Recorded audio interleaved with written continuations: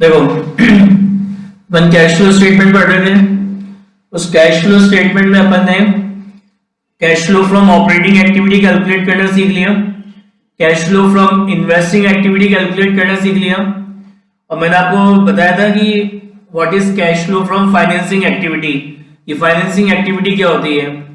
फटाफट एक बार उसको रिवाइज कर लेते हैं कि फाइनेंसिंग एक्टिविटी में क्या इंक्लूड होता है, कि which activity is included in financing activity.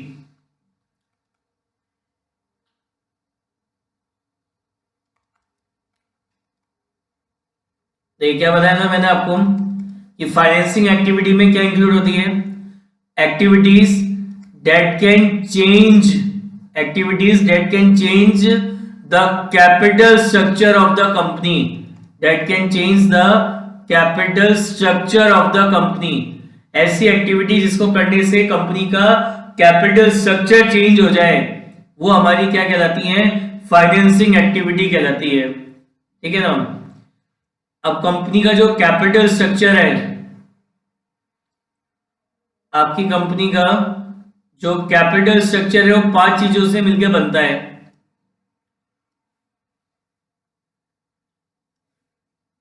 कौन कौन सी 5 चीजें हैं? एक तो आपका equity share capital,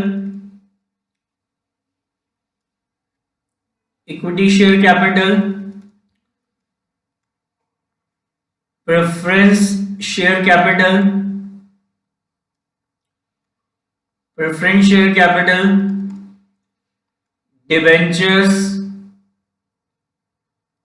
debenture, long term loan और रिजर्व एंड सरप्लस। इन 5 चीजों से मिलकर कंपनी का क्या बनता है, कैपिटल स्ट्रक्चर बनता है।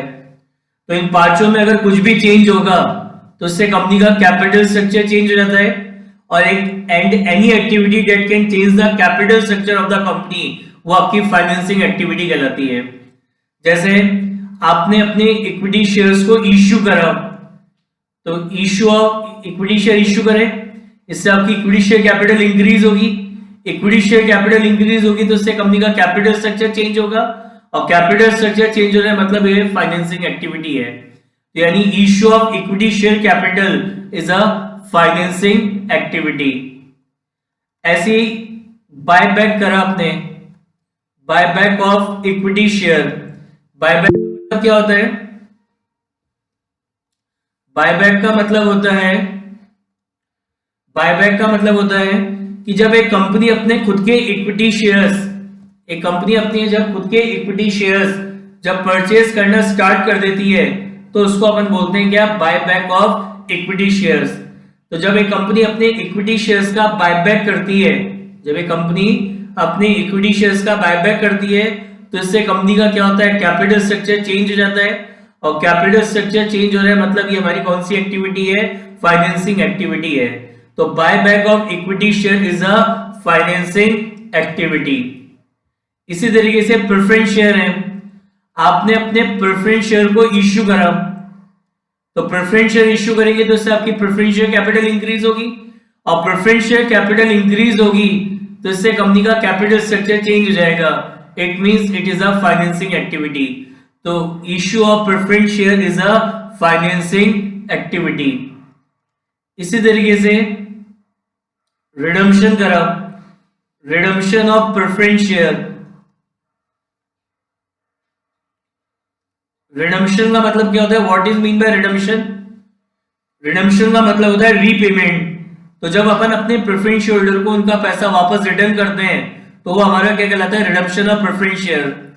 तो जब आप अपना प्रेफरेंस शेयर रिडीम करेंगे तो इससे आपकी प्रेफरेंस शेयर कैपिटल क्या होगी, रिड्यूस हो जाएगी, और प्रेफरेंस शेयर कैपिटल अगर रिड्यूस होगी तो इससे कंपनी का कैपिटल स्ट्रक्चर क्या होगा, चेंज हो जाएगा।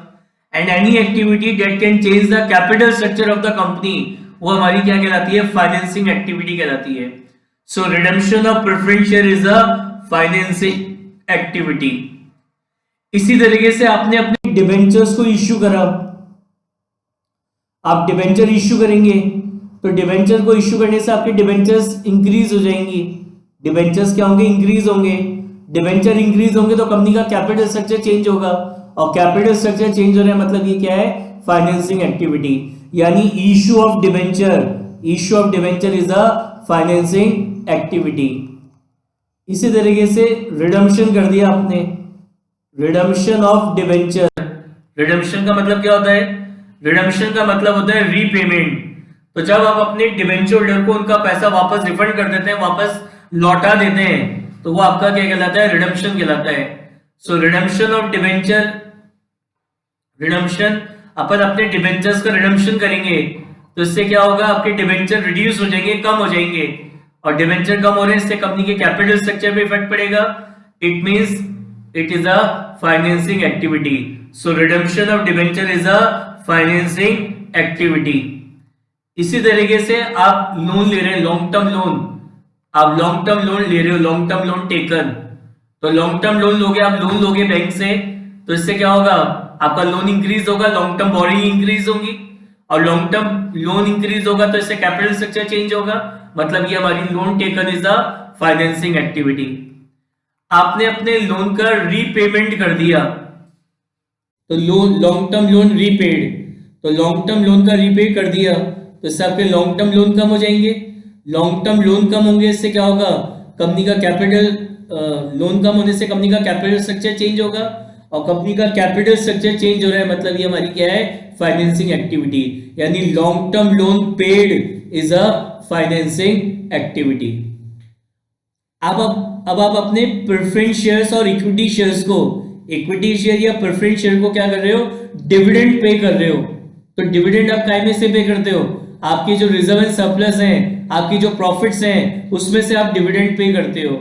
तो अब जब आप डिविडेंड पे करोगे तो इससे कंपनी के रिजर्व एंड सरप्लस कम हो जाएंगे। जब आप डिविडेंड पे करोगे तो डिविडेंड पे करने से कंपनी का रिजर्व एंड सरप्लस कम होगा, रिजर्व एंड सरप्लस कम होने से कंपनी का कैपिटल स्ट्रक्चर चेंज होगा, यानी dividend paid is a financing activity. इसी तरीके से डिवेंचर और लॉन्ग टर्म लोन पे अपन क्या पे करते हैं, इंटरेस्ट। तो इंटरेस्ट अपन काय में से पे करेंगे, अपने प्रॉफिट में से। इंटरेस्ट का, ये इंटरेस्ट काय का इंटरेस्ट है, डिवेंचर और लॉन्ग टर्म लोन्स का। तो इंटरेस्ट आप काय में से पे करोगे, अपने प्रॉफिट में से, अपने रिजर्व एंड सरप्लस में से।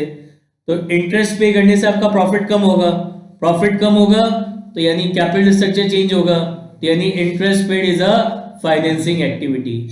और दो चीजें और होती है इंपॉर्टेंट चीजें जो हमें याद नहीं रहती हैं, इनको भी financing activity, cash flow statement में, कैश फ्लो स्टेटमेंट में इनको फाइनेंसिंग एक्टिविटी में कंसीडर्ड किया जाता है। क्या है वो, एक तो बैंक ओवरड्राफ्ट,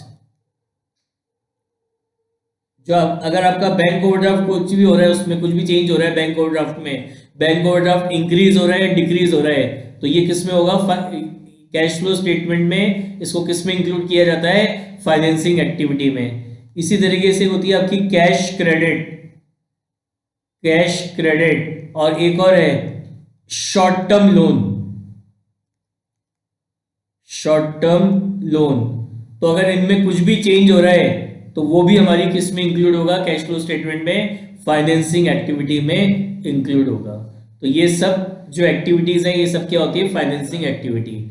तो basically any activity that can change the capital structure of the company is a financing activity, right. तो कैश क्रेडिट क्या होता है? ये भी बैंक ओवरड्राफ्ट की तरह ही होता है कि बैंक अपन को एक लिमिट दे देती है, उस लिमिट तक आप क्या कर सकते हो, कैश विड्रॉ कर सकते हो। तो मतलब it is a kind of bank overdraft facility. थोड़ा सा टेक्निकल चेंज होता है बैंक की टर्म्स में, अदरवाइज ये सेम चीज है, बैंक ओवरड्राफ्ट बोलो या कैश क्रेडिट बोलो, राइट।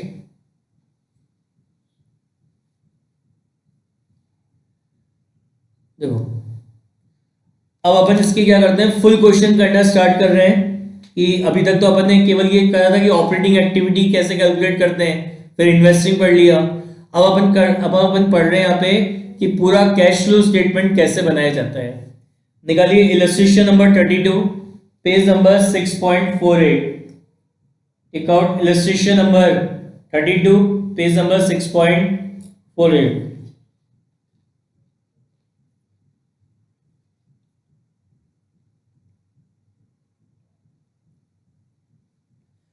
क्या कह रहा है, from the following balance sheet of Aruna Sagar Sugars Limited you are required to prepare cash flow. Additional information में लिखा है interest paid on public deposit amounting to 9,000 और 1 अप्रैल को 10,000 शेयर इशू हुए थे 6% प्रीमियम पे। तो अपन को क्या करना है, कैश फ्लो स्टेटमेंट, आपको पूरा कैश फ्लो स्टेटमेंट बनाना है। अब आपके एग्जाम में जब ये क्वेश्चन आएगा तो आप क्या करोगे, फर्स्ट पेज पे तो ये बनाओगे जो फॉर्मेट आपको दिख रहा है, ऊपर लिखोगे cash flow statement particular amount, फिर आप लिखोगे A cash flow from operating activity, उसको अंडरलाइन करोगे, फिर आप लिखोगे net profit during the year, फिर उसके आप नीचे लिखोगे एडजस्टमेंट फॉर, फिर आप लिखोगे adjustment for working capital changes. तो ये तो फर्स्ट पेज पे हो गया ये एडजस्टमेंट फॉर, और आधे पेज पे आप लिख लेना adjustment for working capital changes. Second page पे वापस आप ये फॉर्मेट बनाओगे फुल पेज का, पर्टिकुलर अमाउंट एंड अमाउंट, फिर आप सबसे सेकंड पेज पे सबसे ऊपर आप लिखोगे cash flow from investing activity, underline करोगे, और हाफ पेज पे आप लिखोगे C cash flow from financing activity और अंडरलाइन करेंगे। तो एग्जाम में अगर ये क्वेश्चन आपके आता है तो फर्स्ट पेज पे आप क्या बनाओगे, ऑपरेटिंग एक्टिविटी का, और सेकंड पेज पे आप ये बनाओगे B cash flow from investing, और हाफ पेज पे आप लिखोगे C cash flow from financing activity. तो एग्जाम में क्वेश्चन आएगा तो सबसे पहला काम यही है इस तरीके से फॉर्मेट बनाना, और फॉर्मेट ऐसे ही बनाना है, ठीक है ना। और थर्ड पेज जो होगा उस पर अगर कोई वर्किंग नोट होगा, जो इन्वेस्टिंग एक्टिविटी के पन्ने पड़े थे, तो आप थर्ड पेज पे अपन क्या बनाएंगे, वर्किंग नोट बनाएंगे। तो इस तरीके से एग्जाम में अगर ये क्वेश्चन आएगा तो इस तरीके से इसका प्रेजेंटेशन देना है। अब क्वेश्चन करने का तरीका क्या है, क्वेश्चन करने के लिए सबसे पहले तो ये फॉर्मेट बन गया। अब फॉर्मेट बनाने के बाद आप क्वेश्चन स्टार्ट कैसे करना है, स्टार्टिंग से स्टार्ट करो बैलेंस शीट की। सबसे पहले शेयर कैपिटल है, शेयर कैपिटल ये जो लिखा हुआ है ना इसमें नोट नंबर 1, ये शेयर कैपिटल के आगे नहीं है, रिजर्व एंड सरप्लस के आगे है, थोड़ा सा मिस प्रिंटिंग है, इसको सही कर लेना। ये जो नोट नंबर 1 है ये रिजर्व एंड सरप्लस के आगे है, गलती से शेयर कैपिटल के आगे लिखा हुआ है बुक में। तो सबसे पहले शेयर कैपिटल है, ऊपर ईयर देखो पहले 18 है और फिर 17 है। तो शेयर कैपिटल पिछले साल 2 लाख की थी और अब कितने की हो गई, 3 लाख की, तो यानी शेयर कैपिटल इंक्रीज हो गई। और यहाँ पे एडिशनल इंफॉर्मेशन के पॉइंट नंबर 2 में भी लिखा है कि अपन ने 10,000 शेयर इश्यू करे 10 ईच के, तो 10,000 इंटू 10 के हिसाब से 1 लाख होते हैं, यानी ड्यूरिंग द ईयर अपन ने 1 लाख के शेयर इश्यू कर दिए। तो शेयर 2 लाख से 3 लाख के हो रहे, मतलब बढ़ रहे, इंक्रीज हो रहे, मतलब अपन ने शेयर इश्यू करे। And issue of share is a financing activity, तो अब फाइनेंसिंग एक्टिविटी में लिखेंगे issue of equity shares, issue of equity shares. कितने इक्विटी शेयर्स आपने इश्यू करे, आपने इक्विटी शेयर इश्यू करे कितने के, 1 लाख के। इश्यू ऑफ इक्विटी शेयर कितना, 1 लाख। उसके बाद है रिजर्व एंड सरप्लस। अब रिजर्व एंड सरप्लस के अंदर क्या इंक्लूड है, उसके लिए नीचे नोट बना रखा है सिक्योरिटीज प्रीमियम, स्टार्टिंग में तो नहीं था और अब एंड में 6,000 का हो गया। तो इसका मतलब क्या है कि ये जो 1 लाख शेयर है ये 6,000 के प्रीमियम पे इश्यू है, और नीचे एडिशनल इंफॉर्मेशन में गिवन भी था कि जो शेयर इश्यू हो रहे हैं वो कैसे इश्यू हो रहे हैं, 6% प्रीमियम पे। तो 1 लाख का 6% कितना होता है, 6,000। तो ये जो प्रीमियम आपको रिसीव हुआ है it is also a financing activity. Security premium क्या होता है, reserve and surplus. Security premium is a part of reserve and surplus. तो ये जो शेयर्स को इश्यू करने से प्रीमियम आया है, इससे आपका रिजर्व एंड सरप्लस बढ़ेगा, और रिजर्व एंड सरप्लस बढ़ेगा तो कैपिटल स्ट्रक्चर चेंज होगा, मतलब ये कौन सी एक्टिविटी हो गई, फाइनेंसिंग एक्टिविटी। तो यहां लिखेंगे securities premium, security premium on issue of shares, securities premium on issue of shares कितना है, 6,000। इससे कैश का इनफ्लो होगा। फिर आपको रिजर्व एंड सरप्लस के अंदर और क्या दे रखा है, balance of statement of P&L। Beginning of the year में कितना था, 40 और अब 48 हो गया। तो ये जो डिफरेंस है क्या कहलाएगा आपका, net profit during the year. क्या लिखेंगे, ऑपरेटिंग एक्टिविटी में net profit during the year कितना, 8,000। फिर है लॉन्ग टर्म बोरोइंग, इसका भी नोट है, नोट नंबर 2। इसके अंदर क्या इंक्लूड है? Public deposit. तो पब्लिक डिपॉजिट 50 से 95,000 की हो गई, 50 से 95,000 की हो गई। इसका मतलब क्या है कि पब्लिक डिपॉजिट भी एक काइंड ऑफ तरीके का लोन होता है, ये भी एक तरीका का क्या होता है? लोन होता है। तो 50 से 95 हो गया, मतलब अपन ने during the year public deposit issue करके लोन लिया है, पब्लिक डिपॉजिट इश्यू करके क्या करा है? लोन लिया है। तो ये जो लोन टेकन है हमारी कौन सी एक्टिविटी होती है? Financing activity. तो फाइनेंसिंग एक्टिविटी में लिखेंगे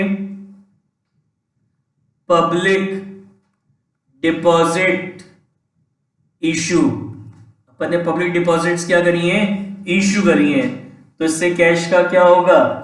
इनफ्लो हो जाएगा, कितना? 45,000। फिर है करंट लायबिलिटी। करंट लायबिलिटी के अंदर ट्रेड पेबल है, 75,000 से 95,000 के हो गए। तो करंट एसेट और करंट लायबिलिटी का एडजस्टमेंट कहां करते हैं?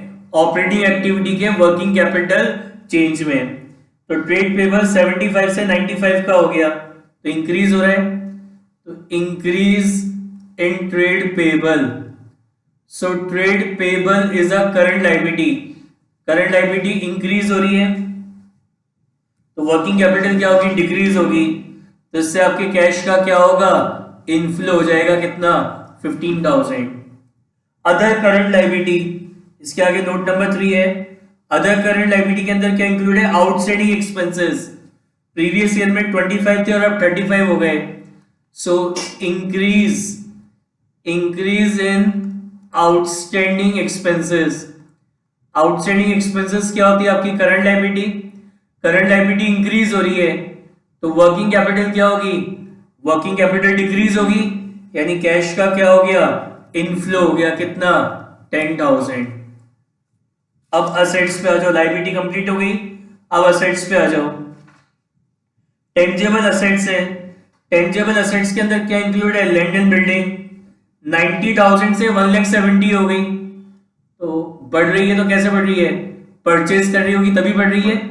तो purchase of land and building, land and building fix asset होती है, तो purchase of land and building is a investing activity. तो इन्वेस्टिंग एक्टिविटी में लिखेंगे purchase of land and building, purchase of land and building is a investing activity.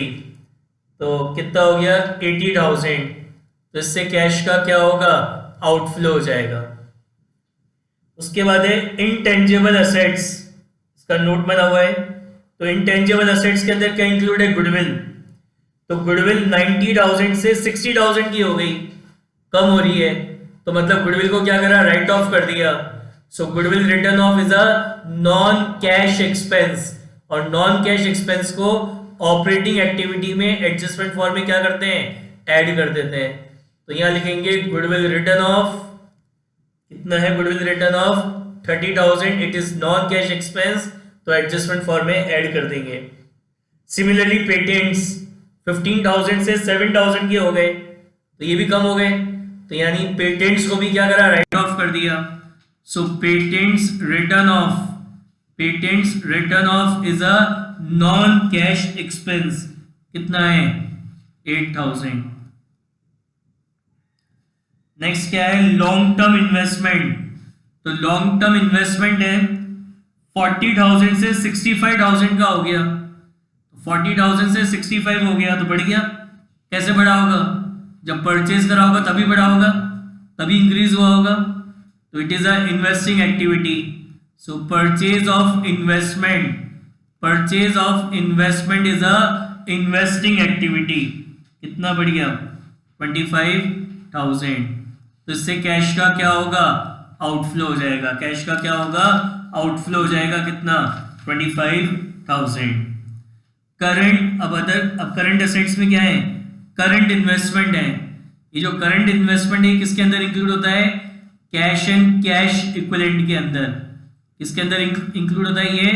Cash and cash equivalent के अंदर।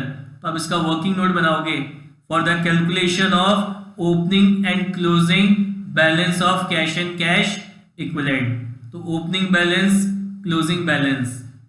तो current investment तो current investment का opening balance कितना है 10,000 और क्लोजिंग बैलेंस कितना है 15,000। ठीक है, इसका क्या होता है अभी बाद में बताते हैं। इन्वेंट्री, इन्वेंट्री है 50 से 90 की हो गई, तो इन्वेंट्री करंट एसेट होती है, तो वर्किंग कैपिटल चेंज में लिखेंगे इंक्रीज इन इन्वेंट्री। इन्वेंट्री हमारी क्या है करंट एसेट है, तो करंट एसेट की इंक्रीज होने से आपकी वर्किंग कैपिटल भी इंक्रीज होगी। वर्किंग कैपिटल इंक्रीज होगी मतलब आपने वर्किंग कैपिटल में और अमाउंट इन्वेस्ट कर दिया, यानी कैश का क्या हो गया आउटफ्लो हो गया, कितना 40,000। कैश का आउटफ्लो हो गया कितना 40,000। ट्रेड रिसीवेबल 50 से 120 के हो गए, so increase in trade receivable. Trade receivable भी करंट एसेट होता है, तो करंट एसेट इंक्रीज हो रहा है तो वर्किंग कैपिटल भी इंक्रीज होगी। वर्किंग कैपिटल इंक्रीज होगी मतलब वर्किंग कैपिटल में और अमाउंट इन्वेस्ट हो गया, यानी कैश का आउटफ्लो हो गया। फिर है आपका क्या cash and bank balance. So cash and bank balance, तो cash and bank balance is a part of cash and cash equivalent, cash and bank balance. तो इसका ओपनिंग बैलेंस कितना है 35,000 और क्लोजिंग बैलेंस कितना है 39,000। फिर है other current asset. Other current asset के अंदर क्या इंक्लूड है प्रीपेड एक्सपेंस। 10,000 से क्या हो गया 9,000 हो गया, so decrease in prepaid expenses, decrease in prepaid expenses. तो करंट एसेट के डिक्रीज होने से वर्किंग कैपिटल इंक्रीज होगी। वर्किंग कैपिटल इंक्रीज होगी मतलब उसमें और अमाउंट इन्वेस्ट हो गया, सॉरी प्रीपेड एक्सपेंस डिक्रीज हो रहे हैं, तो करंट एसेट के डिक्रीज होने से वर्किंग कैपिटल भी डिक्रीज होती है, मतलब जो अमाउंट आपने वर्किंग कैपिटल में लगा रखा था वो आपको वापस मिल गया, मतलब कैश का इनफ्लो हो गया 2,000। ठीक है, हो गई ये। अब एडिशनल इंफॉर्मेशन देख लो, interest paid on public deposit. तो इंटरेस्ट पेड हमारी कौन सी एक्टिविटी होती है फाइनेंसिंग एक्टिविटी होती है।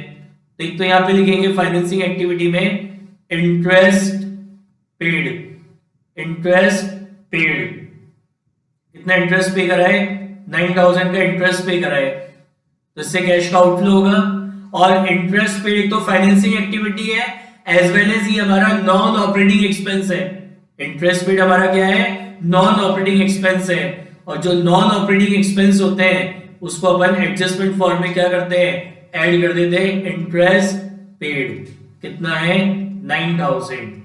तो जो इंटरेस्ट पेड है उसका दो जगह होगा, एक तो ये फाइनेंसिंग एक्टिविटी है इसलिए इसको फाइनेंसिंग एक्टिविटी में लिख दिया इंटरेस्ट पेड, कैश का आउटफ्लो हो गया, एज वेल एज ये हमारा नॉन ऑपरेटिंग एक्सपेंस है, और जो नॉन ऑपरेटिंग एक्सपेंस होते हैं उसको ऑपरेटिंग एक्टिविटी में एडजस्टमेंट फॉर्म में क्या करते हैं ऐड कर देते हैं।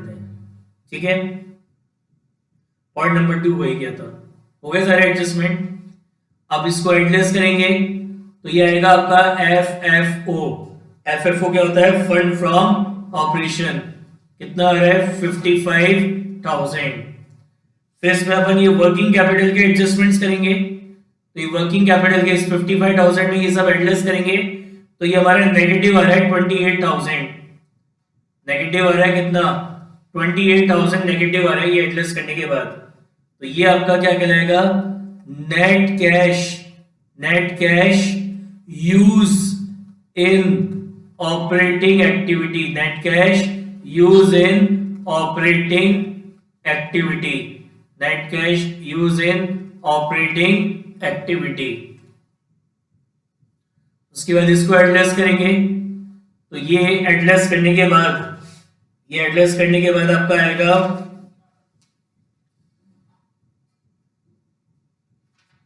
ये एडजस्ट करने के बाद आ रहा है आपका 1,05,000, कितना आ रहा है 1,05,000 नेगेटिव आ रहा है ये भी, तो ये भी आपका क्या कहलाएगा net cash use in investing activity, net cash use in investing activity, net cash use in investing activity. इसको एडलेस करेंगे तो ये एडलेस करने के बाद आपका आ रहा है 1,42,000, 1,42,000 पॉजिटिव आ रहा है। ये देख रहेगा net cash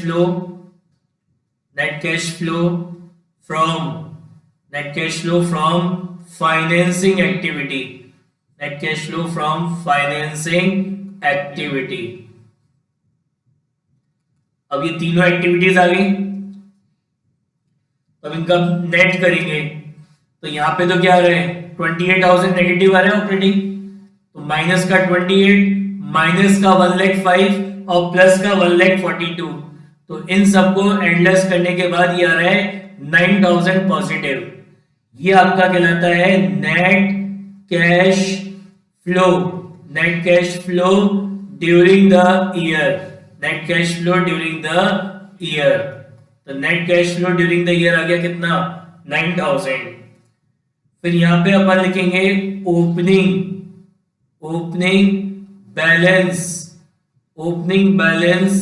of cash and cash equivalent, opening balance of cash and cash equivalent वो यहां से निकलेगा।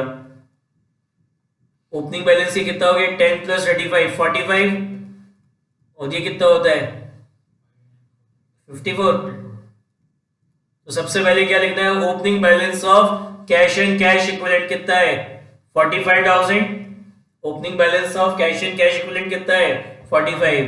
और जब हम net cash flow during the year में इस opening balance of cash and cash equivalent को ऐड कर देते हैं, ऐड करके कितना आ रहा है 54 आ रहा है।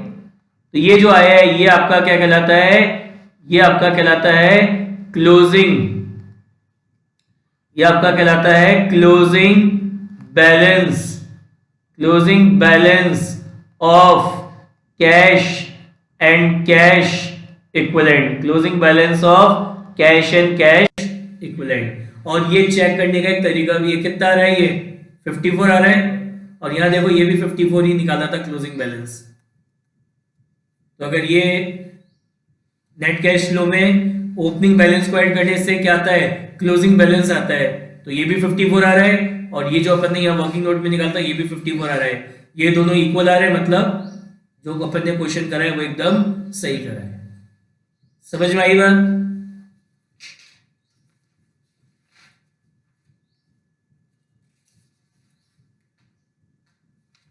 Take out illustration number 34. Sorry, illustration number 33. Take out illustration number 33.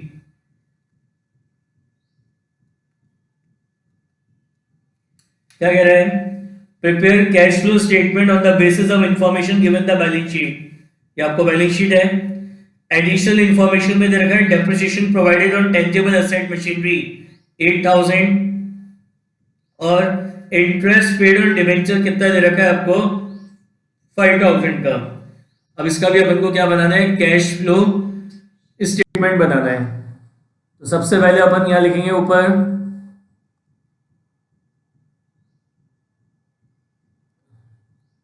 Cash flow statement,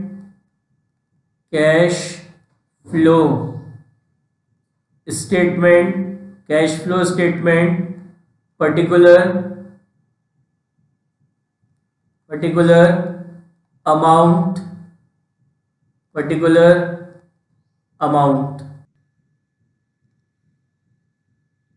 यहां लिखेंगे अपन A cash flow from operating activity,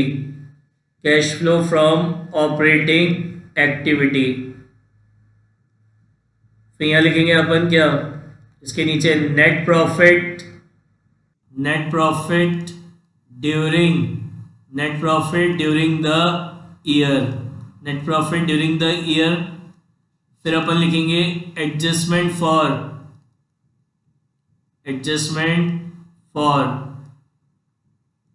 फिर हाफ पेज पे, ये फर्स्ट पेज पे तो हो गया, हाफ पेज पे क्या लिखेंगे adjustment for working capital changes, for working capital changes, adjustment for working capital changes, adjustment for working capital changes. फिर नेक्स्ट पेज पे लिखेंगे B, cash flow from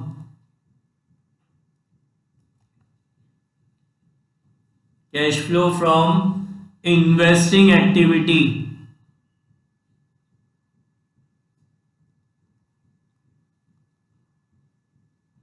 cash flow from investing activity. फिर अपन लिखेंगे सी,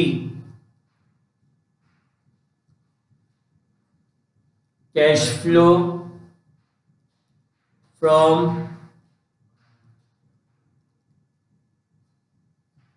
financing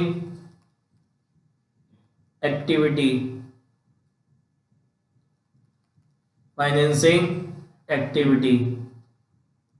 ठीक है। और इस पे एक है ना, वो भी था एडजस्टमेंट भी है किस पे, टेंजेबल एसेट्स पे। तो उसका क्या बनाएंगे, वर्किंग नोट में उसका अकाउंट बनाएंगे, किसमें, वर्किंग नोट में, थर्ड पेज पे वर्किंग नोट,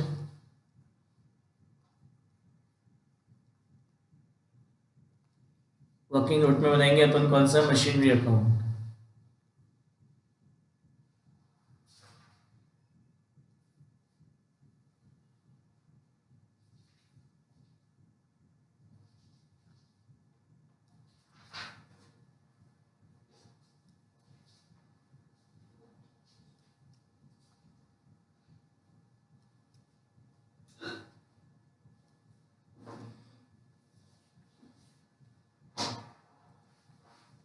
देखो अब स्टार्ट करते हैं क्वेश्चन।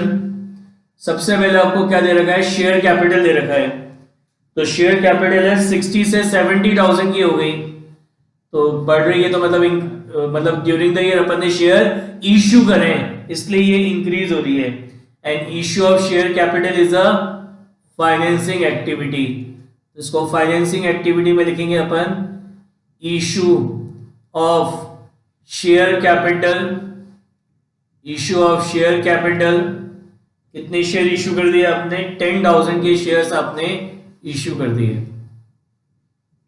उसके बाद है reserve and surplus. Reserve and surplus के अंदर क्या इंक्लूडेड, जनरल रिजर्व। क्या इंक्लूडेड इसके अंदर, जनरल रिजर्व।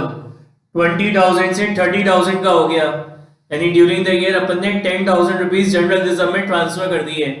तो it is a non cash expense, और नॉन कैश एक्सपेंस को एडजस्टमेंट फॉर्म में क्या करते हैं, ऐड कर देते हैं। तो यहां लिखेंगे transfer to general reserve, transfer to general reserve. कितना ट्रांसफर करा अपन ने जनरल रिजर्व में, 10,000। फिर आपको दे रखा है balance of profit and loss account. Last year क्या था, प्रीवियस ईयर में तो लॉस था कितने का, 12,000 का, और एंड ऑफ द ईयर में बैलेंस कितना हो गया, प्रीवियस ईयर में बैलेंस था कितना, लॉस 12,000 का, और एंड ऑफ द ईयर में प्रॉफिट शो कर रहा है 14,000 का। यानी net profit during the year कैसे निकालेंगे, 14,000 करंट ईयर में से प्रीवियस ईयर का बैलेंस माइनस करते हैं, तो 14,000 में से माइनस होगा क्या, माइनस का 12,000। तो ये क्या हो जाएगा, 14,000 माइनस माइनस क्या हो जाएगा, प्लस। तो 14 प्लस 12 कितना हो गया, ये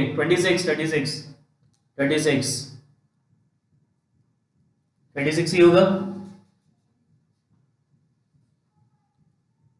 नहीं 26।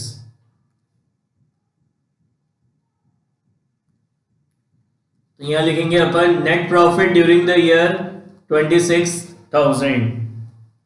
उसके बाद लॉन्ग टर्म बोरिंग्स है, बिगनिंग में भी 50 थी और एंड में भी 50, कुछ भी चेंज नहीं हुआ, तो कुछ नहीं करेंगे इसका। करंट लायबिलिटी में ट्रेड पेबल है, ट्रेड पेबल के अंदर क्रेडिटर्स हैं 6,500 से 23,500 का हो गया। It is a current liability. Working capital change में लिखेंगे increase in creditors, increase in creditors.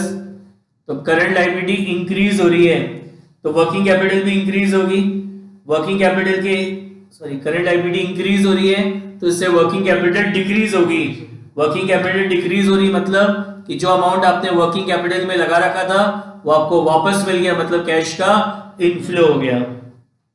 फिर है बिल्स पेबल, 2500 से 1500 का रह गया, डिक्रीज हो गया।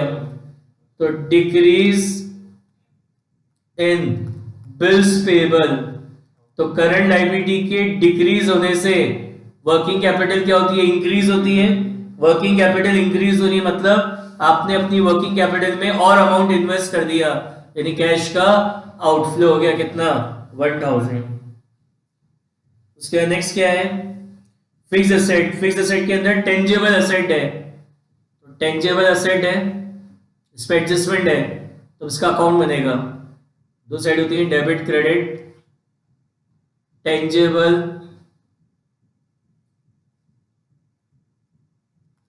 टेंजेबल असेट अकाउंट, यहां लिखेंगे टू बैलेंस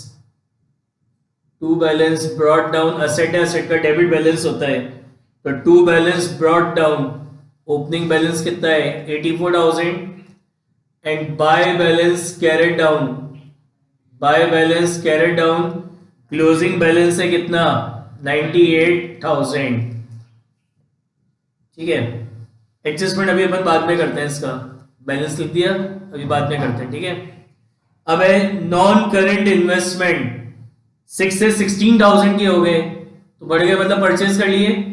तो purchase of investment is a investing activity, तो यहां लिखेंगे परचेज ऑफ इन्वेस्टमेंट, तो इससे कैश का आउटफ्लो हो जाएगा कितना 10,000। फिर करंट इन्वेस्टमेंट है, ये किसमें इंक्लूड होगा, कैश एंड कैश इक्विवेलेंट में। किसमें, कैश एंड कैश इक्विवेलेंट में। तो ये हो गया आपका ओपनिंग बैलेंस और ये हो गया क्लोजिंग बैलेंस। तो क्या दे रखा है, करंट इन्वेस्टमेंट, तो करंट इन्वेस्टमेंट है, इसका ओपनिंग बैलेंस दे रखा है आपको कितना 20,000 और क्लोजिंग बैलेंस आपको दे रखा है कितना 18,000। 20 और 18 है। फिर आपको क्या दे रखा है,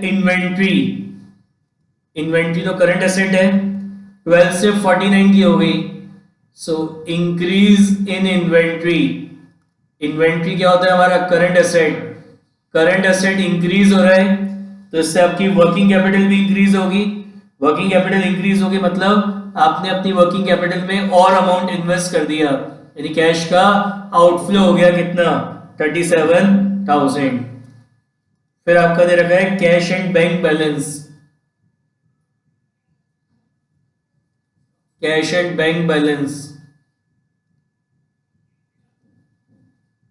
तो कैश एंड बैंक बैलेंस है, तो इसका ओपनिंग बैलेंस है कितना 5,000 और क्लोजिंग बैलेंस है कितना 8,000। तो ये हो जाएगा आपका ओपनिंग कितना 25 और ये कितना हो गया आई थिंक 26। ठीक है, ये हो गया। अब एडजस्टमेंट्स देखते हैं, अब एडजस्टमेंट करते हैं। पढ़ो एडिशनल इंफॉर्मेशन का पॉइंट नंबर 1, कह रहा है depreciation provided on tangible asset 8,000, तो डेप्रिसिएशन चार्ज करने की एंट्री क्या होगी, depreciation account debit to asset, तो एसेट अकाउंट में यहां लिखेंगे बाय डेप्रिसिएशन। कितना डेप्रिसिएशन है 8,000 रुपीज का। दिख रहा है ये अकाउंट टैली नहीं हो रहा है, क्रेडिट ज्यादा है और डेबिट कम है, डेबिट ज्यादा है क्रेडिट कम है, सॉरी क्रेडिट ज्यादा है और डेबिट कम है, क्रेडिट ज्यादा है डेबिट कम है।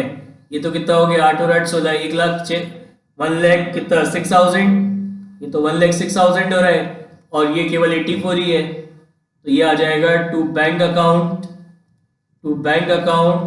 बैलेंसिंग फिगर क्या कहलाएगा, ये परचेज ऑफ टेंजेबल एसेट,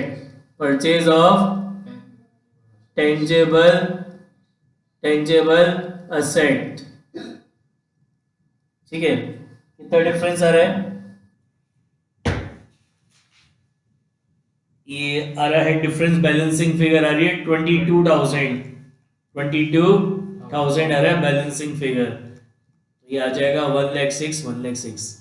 अब ये जो 8,000 का डेप्रिसिएशन है, it is non cash expense, और नॉन कैश एक्सपेंस को अपन क्या करते हैं, एडजस्टमेंट फॉर्म में ऐड कर देते हैं। तो यहाँ लिखेंगे depreciation on assets, it is non cash expense, तो एडजस्टमेंट फॉर्म में ऐड हो जाएगा कितना, 8000, और ये जो बैलेंसिंग फिगर निकाला है 22,000, ये क्या है, परचेज ऑफ टेंजिबल एसेट, और we can say purchase of fixed asset, and purchase of fixed asset is a investing activity. इसको इन्वेस्टिंग एक्टिविटी में लिखेंगे purchase of tangible asset, purchase of tangible asset कितना है, 22,000, इससे कैश का outflow हो जाएगा। और क्या एडिशनल इंफॉर्मेशन में, interest paid on debenture 5,000, so interest paid is a financing activity, एक तो फाइनेंसिंग में लिखेंगे interest paid is a financing activity, तो एक तो फाइनेंसिंग में लिखेंगे, तो इससे कैश का आउटफ्लो हो जाएगा। ये फाइनेंसिंग एक्टिविटी है एज वेल एज ये क्या है हमारी, it is a non operating expense, interest paid is a non operating expense, और नॉन ऑपरेटिंग एक्सपेंस को ऑपरेटिंग एक्टिविटी में एडजस्टमेंट फॉर्म में क्या करते हैं, ऐड कर देते हैं। इंटरेस्ट पेड कितना है, 5,000, हो गए सारे adjustment.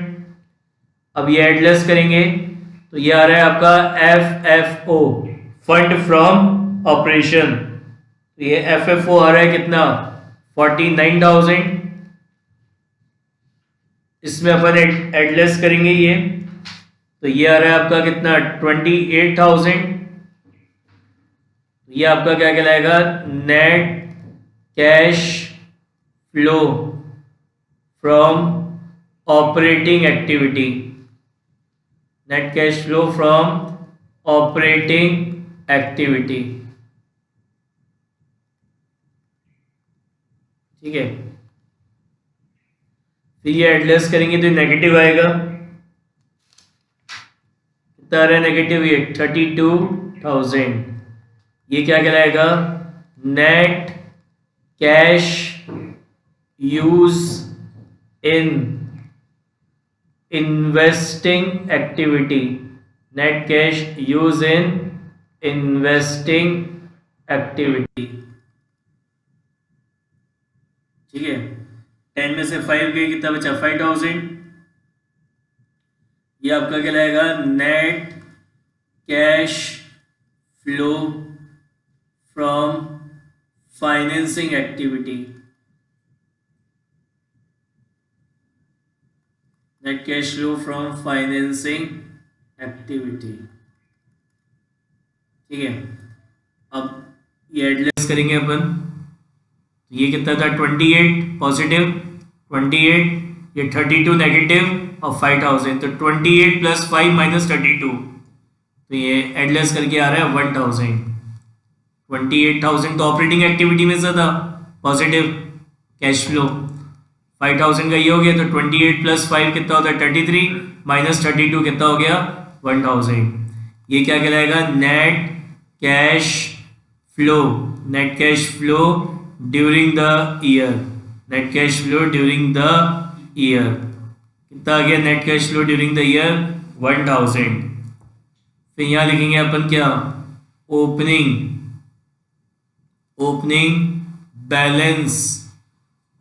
Balance of cash and cash equivalent, opening balance of cash and cash equivalent कितना निकाला, ये निकाला है 25,000, तो 1,000 में 25,000 ऐड करेंगे, कितना आ जाएगा 26,000। ये आपका क्या कहलाएगा, ये आपका कहलाएगा closing balance of cash and cash equivalent, closing balance of cash and cash equivalent 26,000। और देखो ये भी 26 आ रहा है, और अपन ने वर्किंग नोट में निकाला था तो ये भी यार था, closing balance of cash and cash equivalent 26,000। समझ में आई बात।